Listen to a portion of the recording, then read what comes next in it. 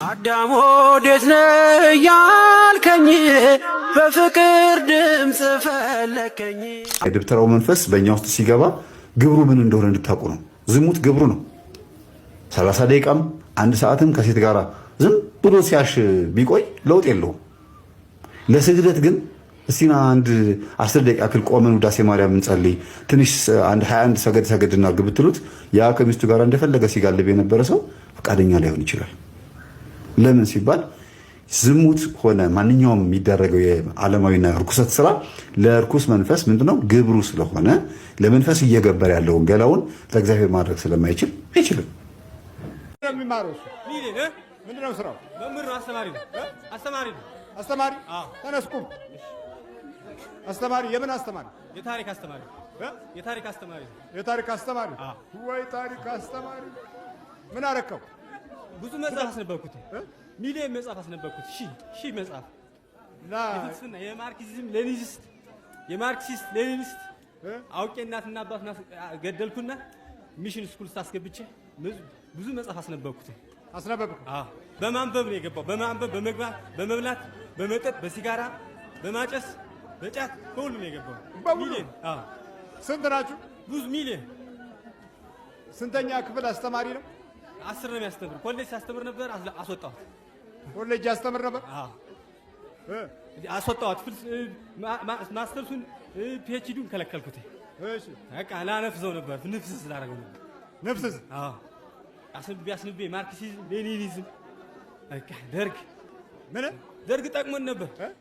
ሃይማኖትን እናስክደው ነበረ። ከዛም በኋላ ወላዲተ አምላክ ያትች እችን እየደገመ በመንግስት ታስበ እያለችን እየደገመ አመነ።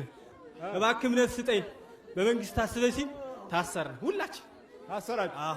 በመንግስት ታስበኛል። በመንግስት ታስበኝ አመነ። የሥላሴ ልጅነት አገኘ። በሙሉ በቅድስት አርሴማና በወላዲተ አምላክ ታሰርን። በሙሉ በሚሊዮን የሚቆጠር እርም ስስብ ወላጅ አልባ እናደርግና እኛ ቀስለን ግብት ኢሉሚናቲ እናነባለን። ማርክሲዝምና ፍልስፍና ወሾ እናነባለን። በቃ ማንበብ ነው። የጫት የቃም መጽሐፍ 3 መጽሐፍ በቀን 4 መጽሐፍ ሚሊዮን መጽሐፍ ያነበበ በቀን አዛ አቃጠለው። መጽሐፍ በሙሉ ሲያቃጥል እኛ ተናደድን። መጽሐፉን አቃጥሎ እችን ብቻ ገዛ 10 ብር። የቷን ብቻ ገዛ? እችን እቆርባለሁ አለ። እቆርባለሁ ሲልማ የመጨረሻ ነደድን፣ ተናደድን።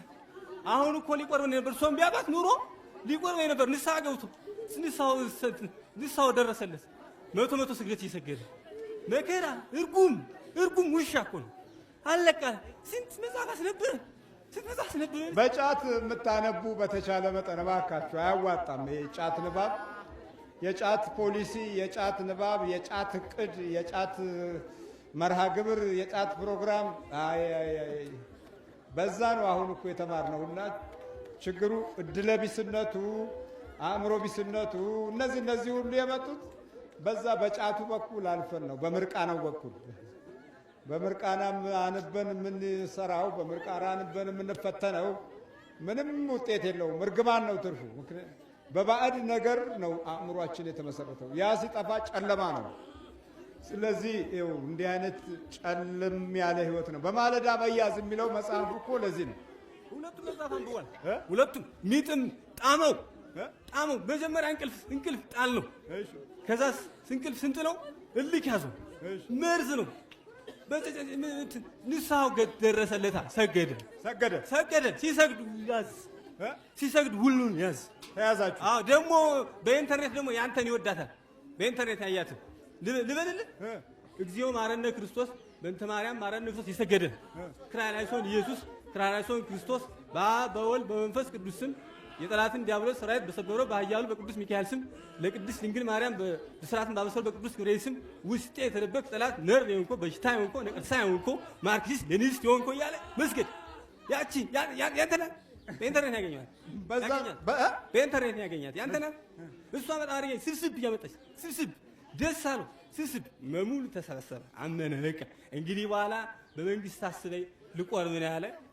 የመጨረሻ እሷም ቢያጣት ኑሮ ሊቆርብ ነው ነበር። ቅባት ለመንግስት ታስበ ያለ ጸሎቱ ደረሰለት። በቃ ሰገደ። ስግደት አደገኛ ነው። ስግደት በጣም አደገኛ ነው።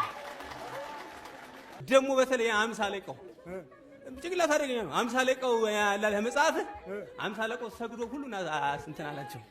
መጽሐፉ ላይ ያለው ሁሉን አስጠላቸው። ሌላም አልተገኛንም። ቡርንቡር ያለ መጠመም ጥቅም ያለው መስገድ ስትሰግድ ግን ስትሰግድ ግን ይሄ አጋንንትኛ ስትሰግድ ግን ሲሰግድ እኛ እስርስር እንላለን ምናምን እስርስር እንላለን እንሰበሰባለን። አዛም በኋላ እሱ ነፍሱ ብትሄድም የመንግስት ሰማያት ነው። ሰግዷል ተጠምቋል ንስሐ ገብቷል። እዚህ ነው የምንቀር ብቻውን ሰው መቶ እየሰገደ እና የገባኸው በየትኛው ትምህርት ፍልስፍና ነው? በማርክሲስት ነው የገባችው? በስነ ልቦናና በፖለቲካል ሳይንስ ያስመረቁት ፖለቲካል ሂስትሪ የዓለምን ታሪክ ያውቃል፣ የኢትዮጵያን ታሪክ ያውቃል። ቸርች ኤጁኬሽን የሚባል ግን አይመቸውም። ቸርች ኤጁኬሽን የመከረችኝም ደግሞ ሙስሊም ጎረቤቴ ነች። ምን ብላ መከረች? ለምን አትወስጃትም? እኔ ዘግቶብኝ ነበረ። እኔ አላቅም። ልጄ ስትታመምብኝ ለምን አታቆርቢያትም በየእሁዱ አለችኝ። ከዛ ሙስሊም ነች። እኔ በቃ ያን ጊዜ ለካ መተት እየተላከብኝ ነው። ዝግትግት ብሎብኛል። የማውቀው ነገር የለም። ለካ ልጄ ልትሰዋ ነበር በመካከል። እኔ አላቅም ነበር። ከዛ ጊዮርጊስ በጣም ይገርማል። ትግሉ እንዴት ነው? ረባ ከሞት ስንት ጊዜ ነው ከሞት ወይ ራሴን ላጠፋ ወይ በመኪና አክሲደንት በቃ ሊገለኝ ይፈልጋል። የሙት መንፈስ እንደሚመጣ አውቃለሁ። በቃ እኔም ደግሞ አልተኛለትም፣ ጸልያለሁ። ተቀጠቅጫለሽ በመቁጠሪያ ሌሊት 3 ሰዓት 4 ሰዓት ነው የምቆመው። በቃ አውቃለሁ። ካልጸለይኩ አልቆምም። አንድ ቀን ባጎል ይመጣል ይከታተልሻል። በጣም እንዲገለኝ ነው የሚፈልገው። ስለማቅ እንደሚገለኝ በቃ እኔም ደግሞ እንትን እላለሁ። አቋቋምሽ ሰገድሽ? ሰግዳለሁ። በቀን ቢያንስ 250 ሰግዳለሁ። በቃ በጣም ይገርማል። እግዚአብሔር ይመስገን አባ፣ እግዚአብሔር ይመስገን። እርሶን ለሰጠን አባት በጊዜው ይሆናል ሁሉ ነገር። እርሶን ለማግኘት ስንት ቦታ ሄጄ ነበር፣ አላገኘሁትም። ያው በጊዜ ነው። ሁሉም እኮ ጊዜ አለው። እግዚአብሔር ይመስገን። ልጆች አምላክ በስደት ሀገር አተረፈኝ። ሁሌም መብርሃን አለቅስባታለሁ። ስንት ጊዜ መኪና አጋጨሽ? ወደ 5 ጊዜ ይሆናል። በቃ መኪና አደጋ የደረሰብኝ ባለቤቴ ራሱ በቃ ኢንሹራንስ የመጨረሻውማ $25,000 ነው የከፈለው ለአክሲደንት። እኔ መትቼው እንትኑ ሁሉ ወጣ። $25,000 ከፈለ። እኔ ግን ምንም አልሆንኩም። ታርጋው እንትን ብሎ ተመቶ ዞሮ መኪና ይቆመ። እኔ ምንም አልሆንም። በዛ ሰዓት ምንም አይደርስብኝም። ለምን ከወንበሬ ስር የእመቤቴ ምስልና ቅዱስ ሚካኤል ምስል አለ። ሁሌ እነሱን ተሳልሜ ከዛ ደግሞ መዝሙረ ዳዊትን ጸልዬ ነው የምወጣው። መኪናዬን ሰዓት የትኛው መዝሙር? እግዚአብሔር እረኛዬ ነው የሚለው እሱን እስከ መጨረሻ ጸልያለሁ። ከዛ በኋላ ነው የምወጣው ነድቼ የምሄደው። የስሙን ኃይል ተከተለን እረኛችን አንተ ሁን ማለት ትልቅ መሰረታዊ ግን ሞኝ የሚመስል በእምነት ግን ትልቅ ብርቱ ሕይወትንና ነፍስን መንፈስን የሚያድስ የጥበቃውን ኃይል የሚጠራ የሰማይ አምላክ መንበርን የሚያስመኝ በክለላው በኩል እንድናልፍ የሚያግዝ ነው። እግዚአብሔር እረኛዬ ነው። በዚህ ላይ የሚያሳጣኝ ምን አላችሁ? የለም፣ የሚያሳጣኝ የለም። ይህንን ልምድ ከአባቶቻችን ከቀድሞው ብንይዘው ኖሮ እኛ ዛሬ በዓለም እንደዚህ ተበታትነን አንወድቅም ነበረ። ርዕዮተ ዓለምን እረኛ አደረግን፣ የሚያሳጣን የለማል፣ ያሳጣን። ጊዜን እረኛ አደረግን፣ ሊጠብቀን አልቻለም። መሪዎቻችን እረኛ ይሆኑልናል ብለን አስተማርን፣ የለም አልሆነም። እረኛችን እሱ የሰማይ አባት ሲሆን ፀሐይና ብርሃናትን አረንጓዴውን ዓለም ልሞ እንዲመች አድርጎ የሰጠን አያችሁ፣ ውሃውን ለሰውነታችን ፀሐዩን ለአካላችን የሰጠን እግዚአብሔር ስሙ የተመሰገነ ይሁን። እረኛ ሲሆን እረኛ ነው፣ በቃ አለቀ እኮ ሌላ። እግዚአብሔር እረኛዬ ነው የሚለው ነገር ከባድ የጸሎት ብርታትና ጉልበት ነው። በርች በያዙሽ። እሺ አባቴ፣ ልጆችን ባርኩ። የመንፈስ ጉዳይ ሌላው እንደው ስትነግሪያቸው እንደው የማይገባቸው ምን ያህል እንደሆነ ይገባሻል ግን ያ ብዙዎቹ የኔ ቤተሰቦች እንኳን እናቴም ትቀበለኛለች፣ ወንድሞች እህቶችም ይቀበሉኛል። ምንም በጣም ነው እርሶን የሚወዱት። ከዛሬ 10 ዓመት ነው በፊት ነው እናቴን እንኳን ያቆረብኩት። ትሰግዳለች፣ ትጸልያለች። ግን እኛ ቋሚ ጠላት አለን። በቃ ቋሚ ጠላት የሚያጠቃም ማለት ነው። መተት እየላከ ይበታትነናል። በቃ ሌሊት ይሄዳል፣ ጠዋት ይመጣል። 1 ሰዓት ባስተጓግል ሲመጣ ይታወቀኛል። ከዛ ሌሊት ቆሜ ከሌሊቱ 6 ሰዓት እስከ 9 ሰዓት ነው የምጸልየው። መዝሙረ ዳዊትን እጸልያለሁ፣ አርጋኖን እጸልያለሁ፣ በቃ የድርሳናት እንዳለ እጸልያለሁ። ይሄዳል፣ ሌሊት ይሄዳል። ከዛ ደግሞ ጠዋት ይመጣል ተመልሶ። በኢትዮጵያ ሲነጋ ይመጣል። በኢትዮጵያ ሲነጋ፣ በዚህ ሀገር ሲሆንስ? በዚህ ሀገር ሲመሽ ወደዛ ይሄዳል፣ ይሸሻል፣ ይወጣል። እቃ ጠፍቶ የሄደች ጠንቋይ ቤት መንፈስ ይዛ ትመጣለች። ስትወለድ አብሮ ይወለዳል፣ መንፈሳችን ይለወጣል። የመወለድ ባህሪው ደግሞ ቅድሚያ ትውልድን ሐሳቡንና የመሄጃ መንገዱን የህይወት መርህውን ማጨለም ነው። የህይወት አቅጣጫውን ማደብዘዝ ነው። ሰው እየቀነሰ ነው የመጣው መንፈሱን ስላለየ። ሰው የሚመስል ሰው እየሆነን መጣን እንጂ ሰው ሆነን እንድንኖር ጊዜው፣ ዘመኑ፣ ሰዓቱ፣ መንፈሳችን አልፈቀደልንም። ተጨንቀን ተጠበን ተወጥረን ከትውልድ ወደ ትውልድ ሰው እየቀነሰ እንዲመጣ አካሉ አይደለም የሚቀንሰው ሰውነቱ፣ ሰው የሚያሰኘውን ባህሪ ለመያዝ እድሉን እንድናጣ እንፈተናለን። መንፈሳችንን አለየነው። መንፈሳችን ማን ነው ዛሬ? እሺ ማን ነው መንፈሳችን? እስቲ ዞር እንበልና ወደዚህ ወደ አይነ ጥላው ዓለም እንሂድ። አይነ ጥላ አለ ስንል አይነ ጥላ ምንድን ነው? አለ መንፈሳችን ሆነ ማለት ነው። አይነ ጥላ መንፈሳችን ከሆነ ተጋርደናል። ብዙ ግርዶሽ አለብን። የህሊና ግርዶሽ፣ የአእምሮ ግርዶሽ፣ የሐሳብ ግርዶሽ፣ የባህሪ ግርዶሽ፣ የጠባይ ግርዶሽ አለብን። ሰው የመሆን እድሉ ላይ የሰውን መለኮታዊ ዋስትና እንድናጣ ያደርገናል። የመደበቅ ምስጢሩ ደግሞ ልክ ባህሪያችንን ይመስላል። ከባህሪያችን ውጭ የምንታገለው በርከክ ማለትንና መስገድን ስንለምድ ነው። የአምልኮት ትውልድ መሆን ስንጀምር ጆሮአችን ይከፈታል። ለመንፈስ ቅዱስ ሥራና ሐሳብ ውስጣችን ጥሩ ቦታ ይኖረዋል። ከዲያብሎስ ጋር እንኳ ሆነን እየተዋጋን እያለ ኃይላችን መለኮታዊ መሆኑን ያምናል። ከዛ በኋላ ቅኖች ነን፣ በጎች ነን። ለሌሎች የምናስብበት ሕሊና ከእግዚአብሔር ረድኤት ጋር በጸሎት ይሆናል። አቅማችን ከፈቀደ የምናግዝ፣ አቅማችን ካልፈቀደ ደግሞ በጸሎት የምንረዳ ብሩህንና መልካም ተስፋን የምንመኝ ወገኖች እንሆናል። መንፈሳችንን ስንለይ ነው። ታዲያ በደንብ ተሳደቡ፣ ችግር የለውም። እሱ ተሳደቡ በሏቸው፣ እንደውም ይጨምሩበት። ምንም የሚጎል ነገር የለም። እንደውም በረከት ነው እኮ እርግማንም በረከት ነው። ምንድን ያለው በለዓም? የማይረገመውን አልረግምም፣ እንደውም ልራገም የወጣሁትን እግዚአብሔር ያለኝ ምንድነው? ባርክ ነው። እነሱ መባረክ ባያውቁ የተሳደቡት ቋንቋ እኔን ይባርከኛል። ንግግራቸው ግን ባለመዝገብ ነው። ችግር የለም። በመቁጠሪያ ስትጠቀሙ 5 ነገሮችን ብያቸዋለሁ። ሲመታ መብላት፣ ማቃጠል፣ መውረር፣ እንደ ድንጋይ መሆን፣ በሰውነት ውስጥ መሄድ። እነዚህ 5ቱ ነገሮች የመናፍስት ድብብቆሽን የማወቂያ አንዱ መንገድ ነው። እግዚአብሔር ስሙ የተመሰገነ ይሁን። ስለዚህ መዛግብቱን ሁሉ አወጣና በሙሉ ለጣዖት መንፈስ ሰጠ። ከዛ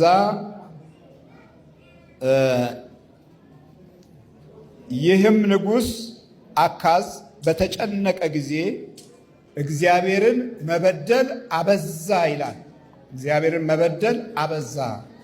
ከቤቱ የሚያስፈልገውን ነገር ሁሉ አወጣ። ስሙንም ሰደበ፣ አዋረደ። በትውልድ ውስጥ ያለውን የኃላፊነት ወንበር ለክፋትና ለጥፋት አዋለው። ታሪካዊ የሆኑ ውድቀቶች እየበረቱ ሲመጡ ተጨነቀ። ሲጨነቅ ደግሞ አሁንም መበደልን አበዛ። እልህ ነው። ከዛ አሁን ቂም ደግሞ ጨመረበት። ከዛ ቀጥሎ በቀል መጨመር ሲጀምር ለመተቱም ለደማስቆ አማልክት የሶርያ ነገስታት አማልክትን ረድተዋቸዋልና እኔን ይረዱኝ ዘንድ እሰዋላቸዋለሁ ብሎ ሰዋላቸው። ነገር ግን ለእርሱና ለእስራኤል ሁሉ እንቅፋት ሆነ ይላል። በቃ አሁን ደግሞ ቀጥታ ጣዖት ውስጥ ገባ። አሁን አንዳንድ ሰዎች ኦርቶዶክስ ይጨቃጨቃሉ፣ ምን ይላሉ፣ ይጣላሉ። እዛ ጋር እንዲህ መጣላትንም የሚያስቀምጥ ክፉ ኃይል አለ። እዚህ ጋር ደግሞ የምታየውን ጠብ አይተህ ደግሞ መናፍቅ ቢሆን ይሻላል ትላለህ። እዛ ስትሄድም ደግሞ ቆይቶ ቆይቶ ቆይቶ ቆይቶ አይመችህም። አይተው ጌታ ሆይ ጌታ ሆይ ጌታ ሆይ ብለህም አይመችህም። ጮህ ጮህ ጮህ አይመችህም።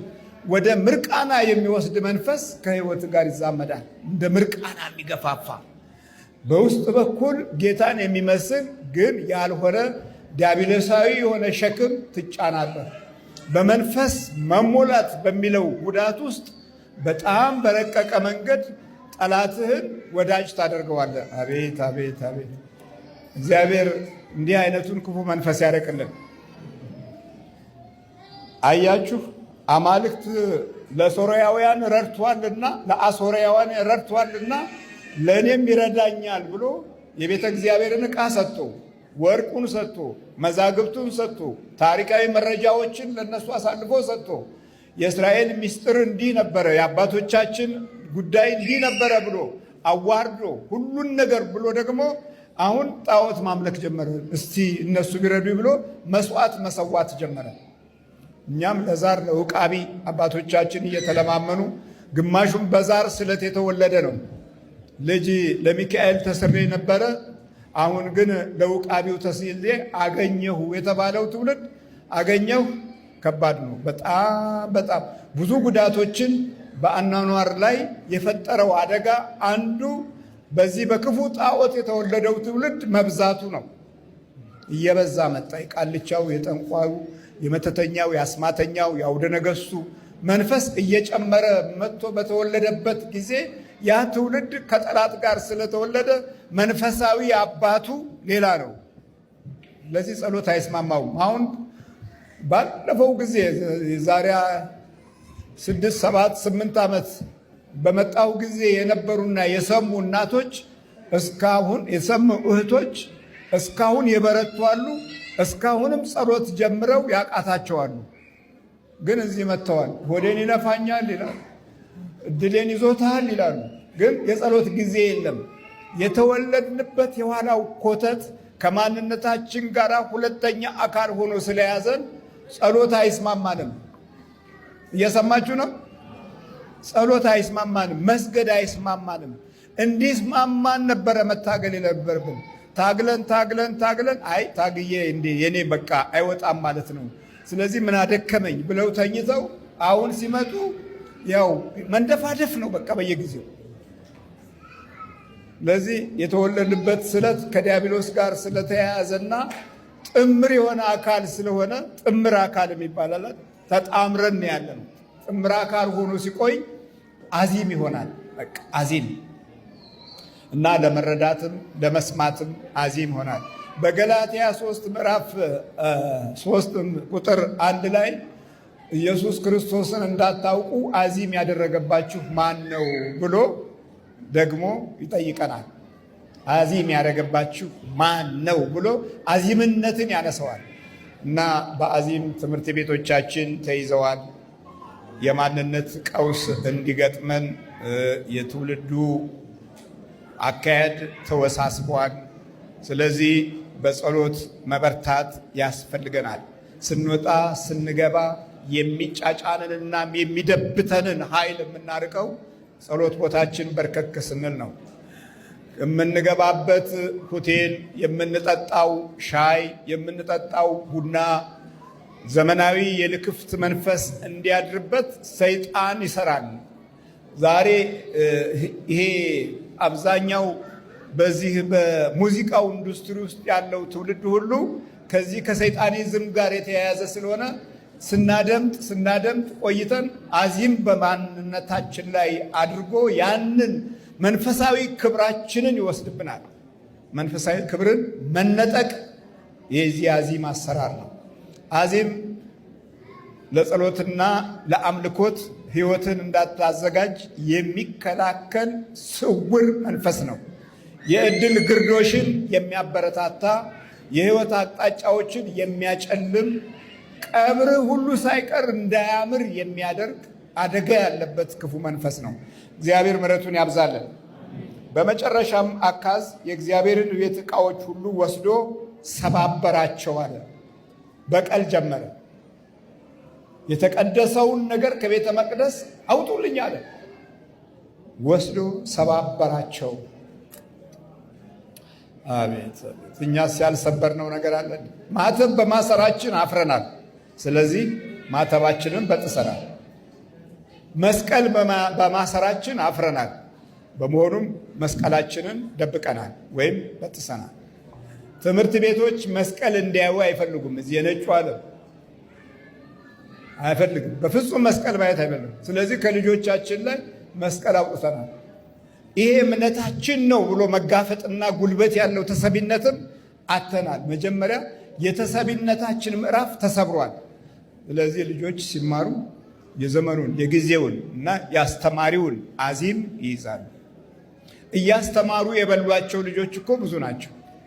ቡዳ የበላቸው፣ በክፉ መንፈስ የተሳሰሩ፣ ሀሳባቸው ሁልጊዜ እየጠፋ ትምህርት ቤት እየታመሙ ወደ ቤት የሚገቡ፣ ትምህርት ቤት ሲገቡ ራሳቸውን የሚያማቸው፣ አስተማሪው መግለጽ ሲጀምር ሆዱን የሚቆርጠው፣ አይኑን የሚቆረቁረው ብዙ እኮ ነው። ይሄ ከባድ የሆነ የመናፍስት ወረርሽኝ ያየለበት ዘመን ነው። አሁን እዚህ የሙዚቃው ዓለም ላይ ያለውን ወንጀል እየሰማን ነው አይደል? ነገሩን እናንተ መሮጥ ብቻ ነው፣ አልሰሙም። እዛ ያለው ወንጀል እጅግ በጣም በጣም ብዙ ተንኮለኞች፣ ብዙ መናፍስት ዘሮች ሰው የሆኑት ዲያብሎሶች ናቸው። ዲያብሎስ የሆኑት ሰዎች ሆነዋል። ስለዚህ በዚህ ጉዳት ውስጥ እንግዲህ ሁሌ የምናያቸው ዘፋኞቻችን ከአጋንንት ጋር የሚሯሯጡ ናቸው። ቢዮንሴ እንኳ ስትናገር ምንድን ነው ያለችው? እኔ መድረክ ላይ ስወጣ ሁለተኛ አካል አለኝ አይደል እንዴ ያለችው? ሁለተኛ ሰው ነኝ። አንድ ወቅት ላይ ኢትዮጵያ መጣ። ምንድን ነው የተባለው? የተባለው ነገር አለ እኮ በስድስት ቢዮንሴ በሰባት ስላሴ ነበር የተባለው። ለምን? የኛው የሆኑ ጥላ ይዘውላት እኔን ያሳድዳሉ፣ ለእሷ ጥላ ይዛሉ። እንዴት አይነት ጉድ እኮ ነው! እና እንደዚህ ሁሉ ተብሎ ነበረ።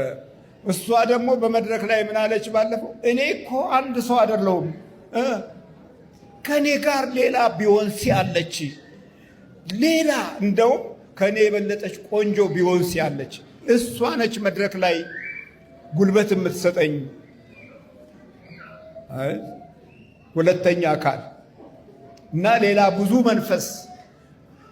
ያ ሁሉ የሚያጨበጭበው ሕዝብ ለእግዚአብሔር መለኮታዊ ምሪት ቢሆን ኖሮ በእውነት ስንት የተባረከ ምድርና ትውልድ ፍሬና ወገን ማግኘት ይቻል ነበረ። ያ ሁሉ በመንፈስ ስለሆነ አሰራሩ ሰው ሁሉ አሁን እዚህና መስግድ ብንባል እጃችን እንኳን አንደበታችን እጃችንም ይተሳሰራል። ለዚህ ለመናፍስቱ አዚም ሲሆን ግን ነቃ ብለን አፍጠን አጉረጥርጠን ነው የምናየው። እና ይሄ የአዚም ዓለም በሙሉ የሰው ልጆችን ሕይወት የሚቆጣጠርበት አንዱ እድል ነው። ሌላው አካላዊ አዚሞች አሉ። አካላዊ የምንጠጋው ሰው ደግሞ አዚም የሚጥልብን አለ። ቅድም እንዳልኳችሁ አመለኛ፣ ሱሰኛ ወይም ነገረኛ ወይም የርዕዮተ ዓለም ሰው ምናምን ሲሆን ሲጠጋን የእሱን ባህሪ ወዲያውኑ እንድንሸምት ምስጢራዊ የሆነ አዚም ይሰፍርብናል።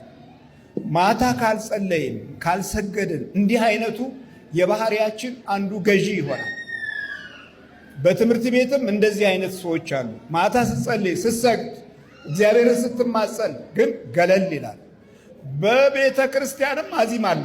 ይሄ አውደ ነገሥት ገላጭ፣ ዲያብሎስን በሌሊት የሚጠራ አስማትና ምትሃትን የተማረ ከክፉ መንፈስ የተዋረሰ አጠገብህ በሚቆምበት ጊዜ አዚም ይሆናል። ትከሻህን ይከብድሃል፣ አእምሮህን ያንገላጅጅሃል፣ ውስጣዊ ሕይወት አቅጣጫህን ያጠፋል፣ ምስጋናህን ክፉ ያደርጋል፣ በወሬ ይለክፍሃል፣ በሐሜት ትምህርት ሕይወትን ያጨልማል፣ ሁል ጊዜ ክፉ መናገርን እንድትለምድ ያደርጋል። ይሄ ደግሞ በቤተ እግዚአብሔር ያለ አዚም ነው።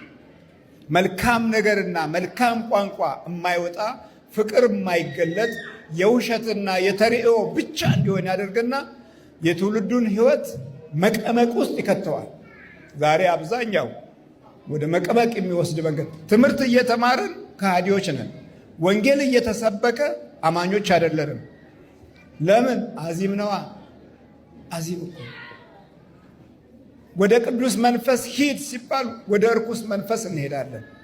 የቴክኖሎጂውም አዚም አለ። እንዲገረጥ አድርገህ ስታይ አቀርቅረህ ረጅም ጊዜ አይንህ እስክታሸው ድረስ እስኪቀላ ድረስ እንድታይ የሚያደርግም እሱም ሌላ አዚም ነው። ሞባይል ላይ አዚም ይላክብሃል። ስራም እዛ ላይ ቁማር ትጫወታለህ።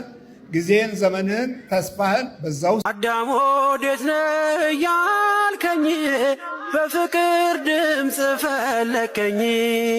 አልብሰኛል ነጩን ልብስ እወድሃለሁ ኢየሱስ አከብረሃለሁ ክርስቶስ።